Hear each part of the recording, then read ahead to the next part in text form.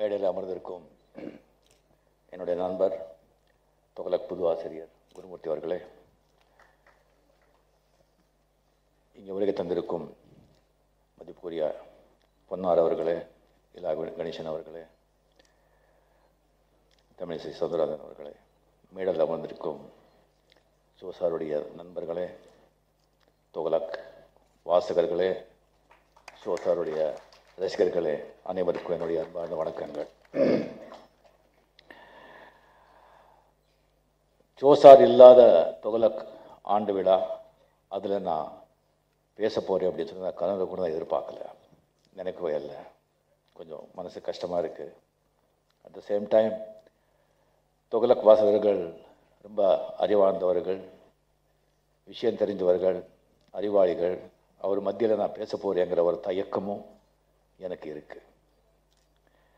நான் வாழ்க்கையில் பெருமைப்படுற விஷயங்க ஒரு 3 நாள் இருக்குது. ஒன்று, எனக்கு அமைஞ்ச ஆன்மீக குருக்கள் பற்றி நினைச்சு நான் பெருமைப்படுறேன். 2வது, கே பாலச்சந்தர் சார் அவர்களால் தமிழக திரையுலகத்துக்கு நடிகனாக நான் அறிமுகப்படுத்தப்பட்டதை பற்றி நினச்சி நான் பெருமைப்படுறேன். 3வது, பெரிய அழகோ அறிவோ டேலண்ட்டோ இல்லைனாலும் தமிழக மக்கள் எனக்கு கொடுக்குற அன்பை நினச்சி நான் பெருமைப்படுறேன். 4வது, ஷோசார் மாதிரி ஒரு அறிவாளி என்னுடைய நண்பராக இருந்தார் அப்படிங்கிறத நினச்சி என்னை நானே பெருமைப்பட்டுக் கொள்கிறேன். எனக்கும் ஷோசாருக்கும் வயசுலேயோ அறிவிலையோ எக்ஸ்பீரியன்ஸ்லேயோ எந்த விதத்துலேயும் சம்மந்தமே கிடையாது. ஏணி போட்டால் கூட எட்டாது. இருந்தால் கூட அவர் அந்த அவ்வளோ அப்படி அறிவாளி என் கூட மணிக்கணக்கில் பேசிகிட்டு இருக்கான்னு சொல்லும்போது என்னை முதுக நானே தட்டிப்பேன். அவர் ஒரு சிங்கம் மாதிரி இருந்த ஒரு மனிதர்.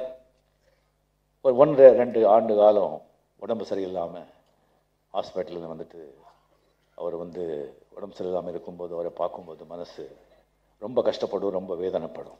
அவர் கஷ்டப்படுறதை பார்த்து மறைஞ்ச முதலமைச்சர் புரட்சி தலைவி ஜெயலலிதா அவர்கள் இது ஷோசார் என்கிட்ட சொன்னது. அவரை பார்க்க போகும்போது சொல்லியிருக்காரு, ஷோசா நான் இருக்கிற வரைக்கும் நீங்கள் இருக்கணும் அப்படின்னு சொல்லி. அதுக்கு நான் இருப்பேன்னு சொன்னாங்க. அதே மாதிரி அவர் இருக்கிற வரைக்கும் ஷோசார் இருந்தார். அவர் மறைஞ்ச உடனே சில மணி நேரங்களே அவரும் மறைஞ்சிட்டார். அவர் மறைஞ்சப்போ அவர் போய் பார்க்கும்போது எனக்கு பெரிய ஒரு வேதனையோ சோகமோ துக்கமோ ஏற்படலை. ஏன்னு சொன்னால் அப்படி ப்ரிப்பேர் பண்ணிட்டார்.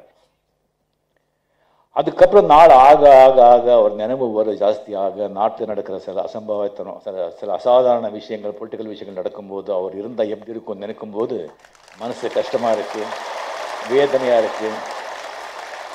அந்த இதில் தான் இங்கே நின்றுட்டு நான் பேசிகிட்ருக்கேன். அவர் தான் மணிக்கணக்கில் பேசுகிறார். அவர் பேசும்போது சில டைமில் ரொம்ப அறிவாளி, நஷ்டலே அறிவாளி ஷோவாக பேசுவார். சில டைமில் பத்திரிகையாளராக பேசுவார், சில நேரில் அரசியல்வாதியாக பேசுவார், சில நேரம் லாயராக பேசுவார், சில நேரங்களில் பாமர ஒரு இன்னசென்ட் அப்படி அப்பாவித்தனமாக கேள்வி கேட்டு பேசுவார். அந்த மாதிரி ஒரு கேரக்டர் நம்ம பார்க்கவே முடியாது. அவர் இருக்கிற ஒரு நண்பர் ஃப்ரெண்ட் சர்க்கிள்னு சொன்னால் அசாதாரணம். பொலிட்டிஷியன்ஸ் மட்டும் இல்லை, கம்ப்ளீட் தொழிலதிபர்கள் இருந்து எங்கிருந்து எந்தென்னமோ. அவர்கிட்ட எனக்கு ரொம்ப பிடிச்ச படம் நான் கற்றுக்கிட்ட ஒரு விஷயம் சொன்னால் கண்டென்ட்மெண்ட். அவர் பணத்தை ஒரு பொருளாக மதிக்கவே இல்லை. அவருடைய நட்பு வட்டாரத்துக்கு அவரால் பயன்பட்டதே தெரியும், அவங்கள இவரை பயன்படுத்திக்கொள்ளவே இல்லை.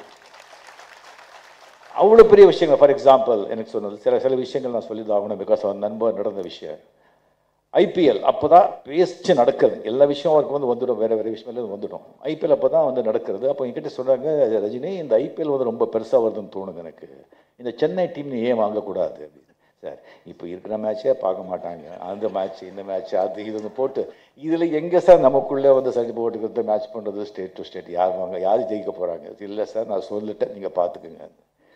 அப்போ ஃபியூ லேக்ஸ் தாங்க இருந்தது, இப்போ பல 1000 கோடி. இந்த மாதிரி பல விஷயங்கள்.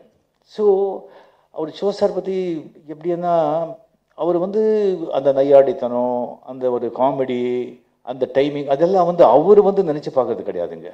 அவர் அது தேடி பண்ண மாட்டாங்க. அந்த முடியில்லாத மண்டையில் தானாக கொட்டும். அது ஔவையார் வந்து இளம் வயதிலேயே வந்து வர கொடுத்த மாதிரி நீ முதுமை ஆகிடுன்னு சொல்ல மாதிரி ஆண்டவன் வந்துட்டு முடியே கொட்டாமல் இருக்கணும், வயசே தெரியக்கூடாது அப்படின்னு சொல்லிட்டு அது வந்து மெடிக்கலி வந்துட்டு நீங்கள் வந்து என்ன ஒரு மெயின் கெமிக்கல் இம்பேலன்ஸ் என்ன சொன்னால் கூட எனக்கு என்னமோ அது ஒரு டிவைன் இன்டர்வென்ஷனுங்கிறது தான் என்னுடைய ஃபீலிங்.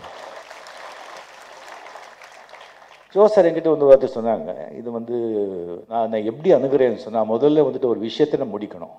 அந்த விஷயத்தை வந்து முடிக்கிறதுக்கு எப்படி இருந்துச்சுன்னா ஒரு கதை சொன்னார், இது எதாவது வெளியே சொல்ல இதில் என்ன சார் சொல்லிக்கிட்டேன் அப்படின்னு சொன்னாங்க. இல்லை நான் எங்கேயாவது சொல்லிட்டான்னு சொன்னேன், நீங்கள் சொல்லுவீங்க அப்படின்னு சொன்னாங்க. இப்போது அது சொல்கிறேன். ஒருத்தருக்கு வந்து உடம்பு சரியில்லை, ஒரு நோயாளி இரும்பு நோயாளி, இரும்பல் வந்துகிட்டே இருக்கும், பட் தயிர் மட்டும் விட மாட்டேங்கிறாங்க. தயிர் யார் வந்து வந்தால் கூட டாக்டர் வந்தால் கூட என்ன மெடிசன் வேணும் சொல்லுங்கள், ஆனால் தயிர் மட்டும் சாப்பிடக்கூடாதுன்னு சொல்லக்கூடாது அப்படின்னு. சரி, ஒரு தயிர் விட மாட்டார், இரும்பல் போகாது. ஸோ இப்போ ஒரு டாக்டர் வந்தார், சிவமாரி டாக்டர் வந்தார். வந்த உடனே இங்கே வந்து மெடிசன் நீங்கள் தயிர் மட்டும் நோணும் அப்படி சொல்லக்கூடாது. சரி ஓகே, யார் சொன்னாங்க? நான் தயிர் சாப்பிடுன்னு சொல்ல வந்தேன். என்ன சொல்கிறீங்க? நல்லா சாப்பிடுங்க, இந்த மெடிசன் எடுத்துங்க, தயிர் நல்லா சாப்பிடுங்க, அது நிறைய பலன்கள் இருக்குது. என்ன பலன்கள் இருக்குது? முதல்ல வந்து எங்கள் வீட்டுக்கு திருட வர மாட்டான், ஏன்னா நைட்டில் இரும்பிட்டே இருப்பீங்க இல்லையா, திருட வர மாட்டான். ரெண்டாவது வந்து வருவது வீட்டுக்கு வரும்போது பார்த்தா நிறைய தெரு நாய்கள் இருக்குது, எந்த நாய் உங்ககிட்டயே வராது. ஏன் எப்படி? ஏன்னா உடம்பு முடியாது, வீக் ஆகிடுற, கோல் ஒன்றுக்கிட்டு தான் போகணும், அப்போ எந்த நாய்க்கிட்ட வரும்? மூணாவது ஒன்று முதுமையே வராது. எப்படி? அதுக்கு முன்னாலே செத்து போடுவேன். நீ தயிர் சாப்பிடு, யோ போயா நோ தயிர் அப்படி. ஸோ விஷயத்து வந்து அது எப்படி சொல்கிறது, அது வந்து ஈவன் சினிமா இண்டஸ்ட்ரியில் நிறைய விஷயங்கள் இருக்குது, அவரை பற்றி சொல்கிறதுக்கு என்ன டைம் இருக்கா இல்லையான்னு தெரியல எனக்கு. எம்ஜிஆர் மறைஞ்ச பரிசு எம்ஜிஆர் வந்து ரொம்ப ரொம்ப நல்ல நண்பர்கள். ரொம்ப அது வந்து ஷூட்டிங்கில் சார் ஷூட்டிங் இல்லைன்னு சொன்னால் கூட எம்ஜிஆர் சார் வந்து சீனில் போடுங்கன்னு சொல்லி அவர்கிட்ட ஜாலியாக வந்து பேசிகிட்டே இருப்பாங்க. அப்போ தான் வந்து ஒரு தொகலுக்கு வந்து ஸ்டார்ட் பண்ண பீரியட். அப்போ வந்து மாட்டுக்கார வேலன் அப்படின்னு சொல்லிட்டு நீலகண்டன் டைரக்ட் பண்ண ஒரு படம் வந்து அவர் பண்ணது சூப்பர் டூப்பராக போயிட்டுருக்கு. அந்த டயத்தில் வந்து தொகலக்கில் வந்துட்டு எம்ஜிஆர் சாரை பற்றி ஒரு கிரிட்டிசைஸ் பண்ணி விமர்சனம் பண்ணி சார் எழுதிக்கிட்டே இருந்தார். அது எம்ஜிஆரே பெருசாக கண்டுக்கல, பட் நீலகண்டன் ரொம்ப கோபம். வேறே ஒரு ஷூட்டிங்கில் வந்துட்டு அவர் சார் உட்காந்துருக்காரு, இப்போ எம்ஜிஆர் அங்கே உட்காந்துருக்காரு. கேட்டு என்ன ஷோ உங்கள் பத்திரிக்கை நல்லா போகுது, சர்க்குலேஷன் நல்லா போகுது, இன்னொரு பத்திரிக்கை இருக்குது அது தரம் எப்படி, அது ரொம்ப நல்லா தரும், சர்க்குலேஷன் நம்மளோட கம்மி தான். இன்னொரு பத்திரிக்கை இருக்குது அது எப்படி, நல்ல பத்திரிக்கை தானே, நல்ல பத்திரிக்கை, சர்க்குலேஷன் நம்ம தொகலோட கம்மி தான். இன்னொன்று இப்படியே சொல்லிட்டு அது எப்படி ஷோ, நல்ல பத்திரிக்கை எல்லாம் வந்து அவ்வளோ சர்க்குலேஷன் இல்லை, உங்கள் பத்திரிக்கை சர்க்குலேஷன் நல்லா இருக்கு அப்படி சொன்ன உடனே சார் சொன்னாங்க, இது என்னங்க ஆச்சரியம், நல்ல படங்கள்லாம் ஓடாது, மாட்டுக்காரன் பேர் ஓடிட்டு இருக்கு.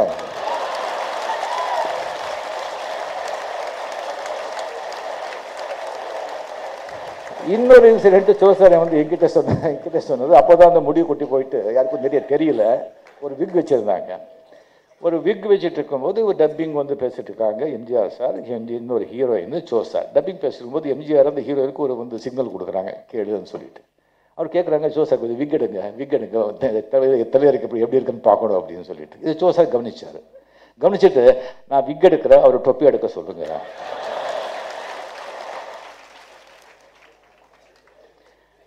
Sivaji sir picture, P Madhavan அது சொன்னாங்க, சிவாஜி சார் தம் அடிக்கிறாங்க. பி மாதவன் சொன்னாங்க, நீங்கள் வந்து சிவாஜி சார் தம் மட்டும் அடிக்காதீங்க, அவர் அடிக்கிறாரு, அது ஓகேங்க, நீ வந்து பண்ணாத.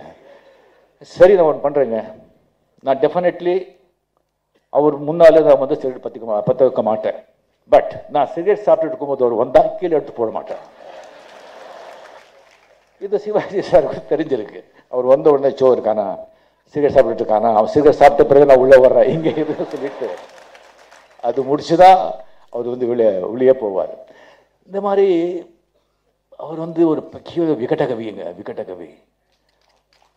அவர் வந்து அவருக்கு வந்து ஆக்சுவலாக பார்த்தீங்கன்னா நான் தமிழ்நாட்டில் வந்து அவர்கிட்ட போகாத அரசியல்வாதிகளே கிடையாது, அவர்கிட்ட வந்துட்டு அவருடைய ஒப்பீனியன் அவருடைய கருத்தை கேட்காத அரசியல்வாதிகளே கிடையாது, அது எல்லாருக்கும் தெரியும். சரி, அது தமிழ்நாட்டில் ஓகே தெரியும். இந்த பத்திரிக்கை வந்து உண்மை ஒத்துக்கல, அப்போ ரொம்ப பெரிய சர்க்குலேஷன் இருக்கிற பத்திரிக்கைன்னு சொல்ல முடியாது. இவர் வந்து ஒரு பெரிய நேஷனல் பேப்பர்ஸில் எல்லாம் வந்துட்டு ஒரு காலனிஸ்டாக எழுதுனாங்க, பெருசாக பிடிச்சி பண்ணாங்க, அப்படிலாம் ஒன்றும் கிடையாது. இருந்தாலும் முரார்ஜி தேசாயிலிருந்து, சந்திரசேகர்லேருந்து, வாஜ்பாயிலிருந்து, அத்வானியிலிருந்து நம்ம மோடி சார் வரைக்கும் அவருடைய நல்ல நண்பர் எப்படி இருந்துச்சுன்னா, ஒரு இக்கட்டான ஒரு சூழ்நிலையில் ஒரு அவரால் சால்வ் பண்ண முடியாது, சரியான இன்ஃபர்மேஷன் திஸ் கிடைக்கலன்னா சார் கிட்ட தான் கேட்பார். ஏன்னா அவர் சொன்னால் கரெக்டாக இருக்கும், ஒரு இதாக இருக்கும். இவ்வளோ பெரிய நம்ம ஏன் இத்தனை பேர் இருக்காங்க, இத்தனை பேர் ஒரு இது பண்ணியிருக்காங்க சொன்னால் அவருடைய என்ன பலம் சொன்னால் ஒன்று தாங்க, உண்மை. உண்மைதான் அவருடைய ஸ்ட்ரென்த். காயா வாச்சா மனசா உண்மைதான் யோசிப்பார், உண்மையே பேசினார், உண்மையை எழுதினார். அதை தவிர வேறு ஒன்றும் கிடையாது. அந்த மாதிரி ஒரு உண்மையாக வாழ்ந்த ஒரு மனிதர், உண்மைக்கு வந்த ஒரு சக்தி. அந்த உண்மையுடைய வேலை என்ன? உண்மையுடைய வேலை தைரியம், நேர்மை, நாணயம், சுயநலம் இல்லாமல் இதெல்லாம் இருந்தால் தான் தைரியம் வரும். அந்த தைரியம் வந்த பேரும் புகழும் தானாக வரும். அந்த பேரும் புகழோடு அவர் இருந்து நம்மளை எல்லாரையும் சிந்திக்க வச்சிருக்காரு, ரசிக்க வச்சிருக்காரு. அவர்கிட்ட நம்ம கற்றுக்க வேண்டியது, நம்ம உண்மையே பேசி உண்மையே நடந்துக்கிட்டு உண்மையாக இருந்தால் மதிப்பும் மரியாதையும் சந்தோஷமும் ஏறும். அந்த பெரிய ஒரு மகான் அந்த விட்ட இடத்த நம்ம குருமூர்த்தி அவர்கள் நிரப்பியிருக்காரு. குருமூர்த்தி அவர்கள் சாதாரண மனிதர் இல்லை. அவருடைய ஒரு ஜஸ்ட் ஒரு ஹவர்ஸ் இன்டர்வியூக்காக எத்தனையோ பெரிய ஆளுங்களை வெயிட் பண்ணிகிட்ருக்காங்க. அவருடைய ஒரு கன்சல்டேஷன் 1 hour கன்சல்டேஷன் சம்பளம் கேட்டிங்க சொன்னால் மயங்கி விழுந்துருவீங்க. அவர் அவருடைய டைமை ஒதுக்கி இந்த பொறுப்பை ஏற்றுக்கிறது ரொம்ப சந்தோஷம். At the same time of course அவர் எழுதியிருக்காரு, இந்த originality imitation is suicidal, but still அந்த ஜோசாருடைய அந்த ஒரு ஜோசார் இருக்காருங்கிறது அங்கங்கே துகளத்தில் இருந்துக்கிட்டே இருக்கணும். அப்படிங்கிறது சொல்லி இந்த பத்திரிகை நீர்வழி மறுபடியும் எல்லாமே முதல்ல ஜோசார் இருக்கும்போது எப்படி இருந்ததோ அப்படியே இன்னும் மேலே மேலே நம்மளை சிந்திக்க வைக்கணும், மகிழ வைக்கணும்னு சொல்லி அவர் ஆத்மா சாந்தி விடைபெறுகிறேன். நன்றி, வணக்கம்.